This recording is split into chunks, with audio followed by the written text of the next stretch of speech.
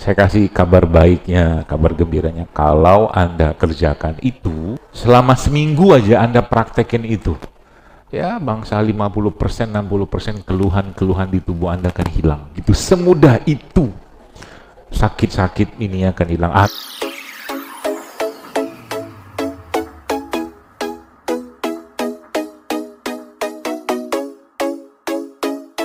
Bagaimana cara saya untuk hidup sehat? Gampang banget. Mau? Mau kapan dipraktekkan? Siang nanti ya? Oke, yang pertama, catatlah itu. Tapi benar kerjain loh. Kalau Anda nggak kerjakan, dosa loh. Iya kan, Allah saksi, ini kan masjid ini. Saya tanya, Anda mau sehat? Sehatnya karena apa? Masya Allah. Karena Allah ya. Oke, Allah saksinya sekarang. Kalau Anda nggak kerjakan, Anda nggak amanah. Insya Allah ya. Yang pertama, berhentilah makan gula pasir. Lo katanya mau. Nanti saya kasih solusinya. Berarti saya nggak boleh makan gula pasir, nggak boleh. Bukan nggak boleh, bukan haram ya. Ya, ditukerlah. Berarti kalau saya bikin itu gimana? Kalau kan saya bikin sambal, kan pakai gula. Kalau saya biasanya ganti kurma. Muslim itu harus cerdas, jangan dikibulin setan terus, ya. Jadi kurmanya buat pemanisnya. Gitu. Yang pertama. Yang kedua, minyak goreng. Allah, Anda sudah bersaksi loh, berjanji.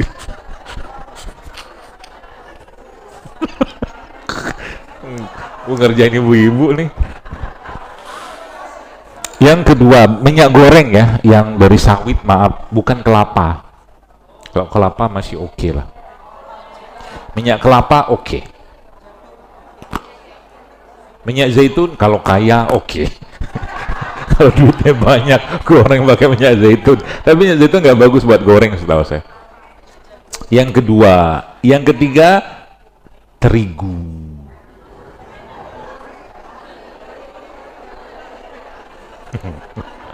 Kena lupa deh.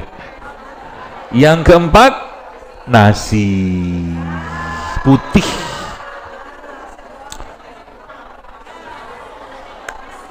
Bismillah ya. Siap siang ini ya.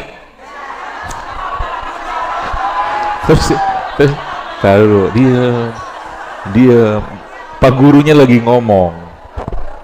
Terus Anda bikin di bajunya. Diet mulai besok. Terus besok bajunya dipakai lagi. Besoknya kan gitu kan? Itu serah.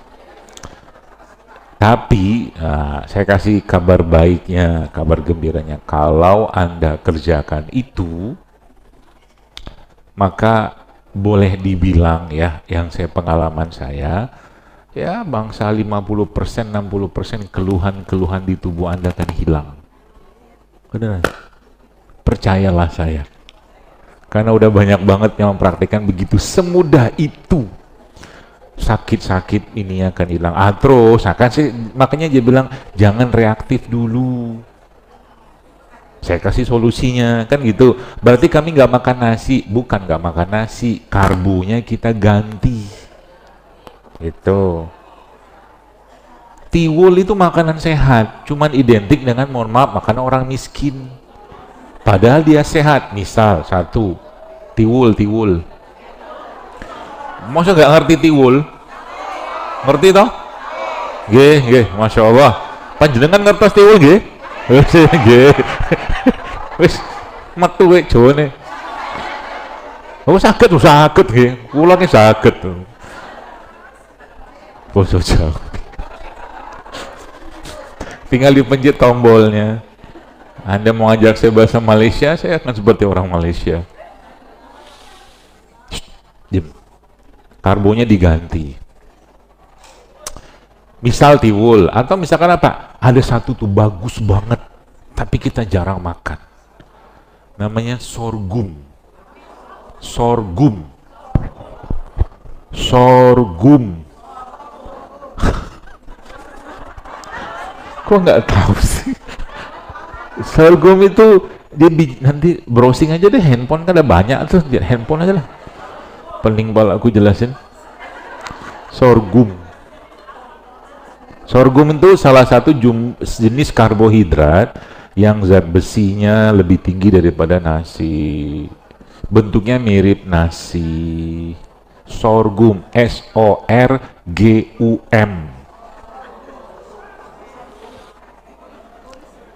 Sorghum. Murah kok itu. Dan itu jauh lebih banyak seratnya. Ya. Apalagi belinya di mana? Oh, banyak online, banyak yang jual kok. Ya. Wah, kayaknya keren nih kalau kita bikin sorghum goreng.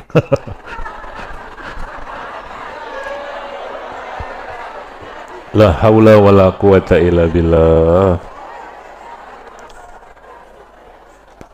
Sorghum. Apalagi ubi. Kan banyak. Ubi jalar, ubi cilembu, singkong. Banyak. Jagung juga bisa. Beras merah, beras coklat, nah gitu. Misal, emang kenapa beras putih? Panjang ceritanya. Ya. Itu berarti boleh dong makan karbo, boleh, tapi karbonya jangan banyak-banyak. Oke. Lalu yang kedua apa? Gantinya, sudah banyak tuh gantinya. Berarti kalau kami nggak makan gula pasir, kami nggak makan gula dong. Banyak sumber gula sehat, gula buah. Anda makan buah, Anda makan kurma, itu kan gula juga. Justru lebih bagi kalau minum teh gimana? Nggak usah pakai gula. Kalau tetap Anda pakai gula, pakai madu aja. Misal. Atau kalau nggak gula aren, gula nira, jangan gula merah. Kenapa jangan gula merah? Panjang ceritanya. Ikutin saja kata saya. Ya. Wes manut, dah gitu. Gula aren boleh, gula nira boleh, gula jawa boleh, gula kelapa boleh, gula merah not recommended lah. Cuman beda warna doang soalnya pada gula pasir. Gula merah itu. Itu sebenarnya alasannya. Oke, mau ngobrol apa saya ngomong? Ya, kalau Anda mau ngobrol, saya ngobrol, saya biarin ngobrol. Soalnya udah waktu udah hampir setengah 12. Biar pesan pulangnya dapat soalnya, ya. Kemudian tadi berarti mulai sekarang di rumah biasakan minum madu. Ya. Madu seperti apa? Madu yang benar lah pokoknya. Kemudian apalagi tadi? Minyak tadi sudah saya jelaskan, ya. Usahakan sekarang apa-apa itu biasakan nggak usah digoreng deh. Kukus, rebus, pepes, steam. Ya. Coba deh. Selama seminggu aja Anda praktekin itu. Tapi indikatornya apa? Jangan sampai badan lemes. Jangan sampai, berarti kalau badan lemes, berarti Anda butuh karbo. Ya. Jadi makannya yang benar, tetap benar, cuman kita ubah sedikit.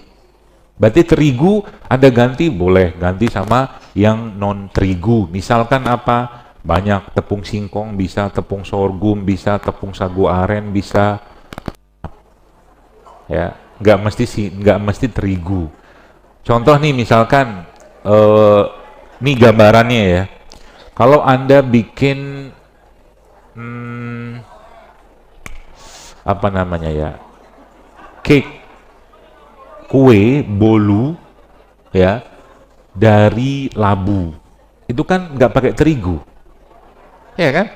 Nah nanti gulanya Anda kasih madu boleh, kasih gula aren boleh, gula singkong boleh, gula kelapa boleh, sehingga nggak ada terigu di situ. Buat ngembangin sedikit nggak apa-apa, kasih baking powder ya, apa gitu kan? Nggak apa-apa, kan nggak ada terigu.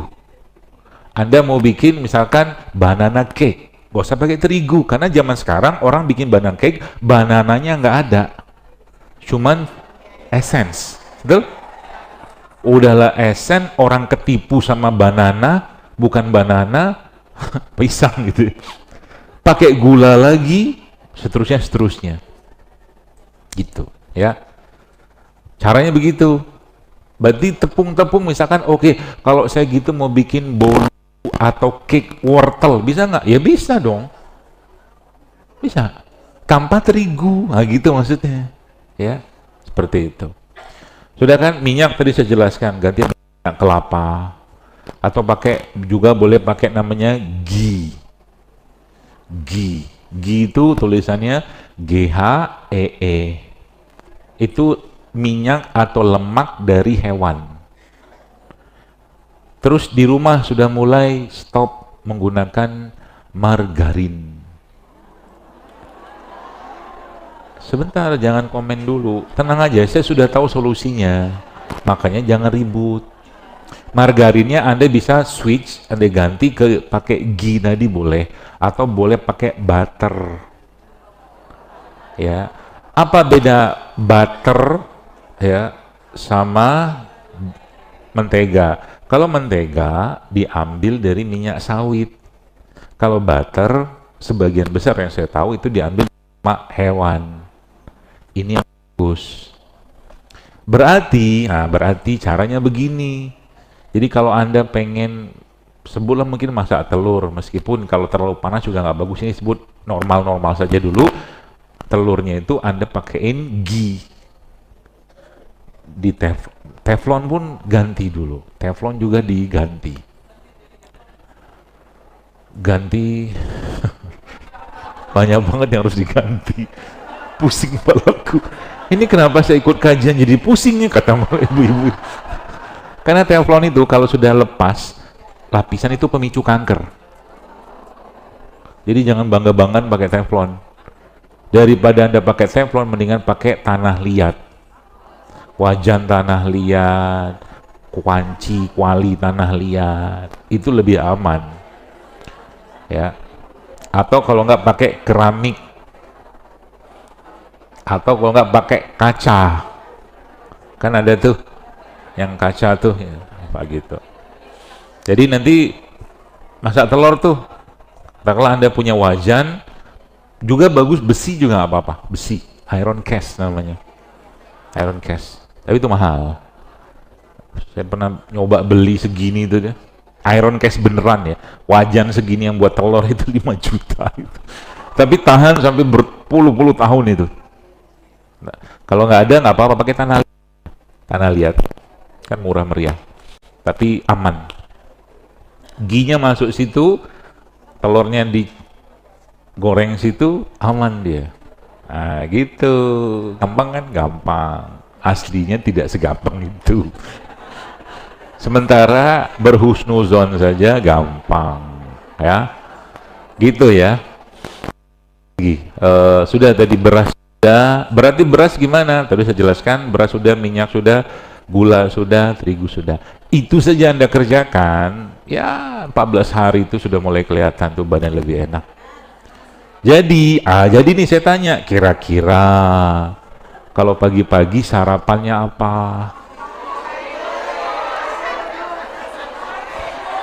Hah? Enggak, kalau versi saya ini, kalau saya tahu Anda kalau sarapan pagi nasi segala macam, oke lah silakan. Tapi kalau versi mau berubah, judulnya kan mau hidup sehat, bukan diet loh, mau hidup sehat. Kira-kira sarapan pagi bagusnya apa? Bagus nggak makan nasi pagi-pagi? Aslinya nggak bagus, karena berat di badan.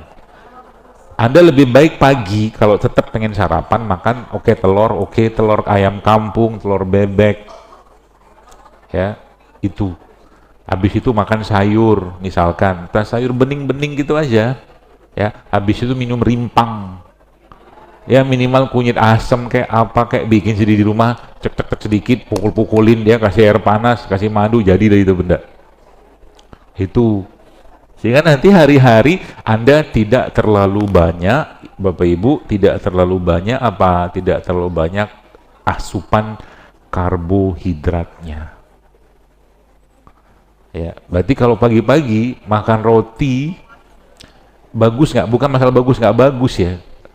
baik-baik saja sebenarnya, cuman judulnya sekarang kita mau membangun kebiasaan dulu gitu loh ya, di pagi hari itu ya. Jadi kalau mau makan roti pagi-pagi boleh, boleh aja, tapi saya lebih sarankan roti-roti yang gandum beneran. Sebab roti-roti yang ditulis gandum, nanti lihat ya, roti-roti yang mereka tulis gandum itu gandumnya cuma 1%, sisanya terigu. Baca aja kalau nggak percaya, nggak banyak itunya gandumnya. Gitu ya. Jadi pagi-pagi bagusnya gimana? Paling bagus pagi itu nggak usah makan. Kalau mau ideal pagi itu nggak usah makan, atau kalau nggak makannya jangan banyak. Kalau ingin makan maka pagi-pagi itu Anda banyakin protein aja. Tahu, tempe, telur, sayur, udah cukup. Sedikit mungkin kalau Anda butuh energi Anda pakai ubi, oke, ngomongnya. Prakteknya kita lihat nanti, tapi kan Anda sudah berjanji. Anda terikat janji kepada Allah. Saya sih ngasih tahu aja. Jadi kalau Zaidul Akbar, saya makan soto, kira-kira isinya apa? Pertama, kuahnya. Iya kan, soto. Kedua apa? Yang akan saya banyakin apa? Togenya. Kalau saya kan ada daun lagi tuh, daun apa, bawang ya, saya banyakin daun bawangnya gitu. Ayamnya saya pilih-pilih dulu, kalau ayamnya kampung saya masukin, kalau ayam kota saya nggak mau gitu. Berarti kalau caranya begini, kalau Zaidul Akbar pergi ke rumah makan Padang misal, ini kan tes kasus ya, kira-kira dia makan apa? Daun singkong. Kira-kira di rumah makan Padang yang tidak ada banyak minyak apa? Sup. Ada sup loh. Sup ayam pop gitu-gitu kan? Itu dulu saya ajar tuh. Ada beberapa yang ada sayur-sayur, oke lah gitu kan. Kalau lah akhirnya saya, apakah dokter nggak makan rendang? Oh makan. Tapi biasanya kalau saya makan kayak begitu, saya biasa sama sekali nggak pakai nasi, itu lauknya aja semua saya makan. Gitu. Caranya begitu melatih, sehingga nanti apa dokter nggak makan nasi? Makan kalau perlu. Kalau perlu saya makan, karena nasi itu karbohidrat, saya butuh, dan saya bukan penganut diet yang nggak makan nasi. Ya, makan aja, nggak apa-apa kalau perlu makan. Apalagi nggak makan daging, wow saya sangat suka daging. Gitu ya. Sehingga apa? Sehingga nanti hari-hari kita sudah terbiasa dengan hidup sehat, polanya dulu yang dibangun, itu maksud saya. Berarti nggak boleh nyampah dong, entar dulu lah. Nyampah boleh aja, cuman mungkin kalau saya biasanya sampaikan itu ya 20% lah. Kalau tetap pengen nyampah. Ya, kalau tetap pengen nyampah ya jangan banyak-banyak. Jadi badan kita lebih banyak yang keisi yang bagus-bagus. Buah, sayur, air putih, air kelapa, madu. Kayak tadi malam saya telepon langganan saya air tebu. Air tebu itu sehat loh. Bahkan air tebu itu punya kandungan yang bermanfaat untuk pengobatan kencing manis. Iya loh. Bingung kan? Iya. Cuman kita kan udah takut duluan. Aslinya begini, semua yang asli-asli, yang alami-alami dan tidak banyak pengolahan, masih dalam sumber aslinya, itu tidak masalah. Contoh mungkin, Anda baca literasinya, Anda baca literaturnya, Anda baca penelitiannya. Bahkan madu saja dipakai buat diabetes boleh. Iya. Asal madunya benar. Bukan madu yang macam-macam. Itu misalkan gula kelapa, gula nira, gula aren, itu bisa dipakai buat orang diabetes. Ya masalah. Nah rutin kan tadi kan saya dengar ada berbekam. Itu Masya Allah, bekam itu ajib, Masya Allah. Ibu-ibu sayang banget kalau tidak merutinkan berbekam sebulan sekali aja. Karena bekam itu seperti mesin cuci darah. Ya, keren banget hasilnya, beneran. Dan dia mengeluarkan sel-sel imun yang, mohon maaf gitu, kalau orang yang kena HIV, itu ada sel imun khusus yang keluar dalam tubuh kita. Tapi spesialnya bekam itu mengeluarkan sel imun yang, ya nauzubillah min dzalik, orang nggak kena HIV gara-gara berbekam keluar sel imun itu. Jadi mungkin dibilang sel imunnya itu kelas tertinggi makomnya dengan cuman berbekam.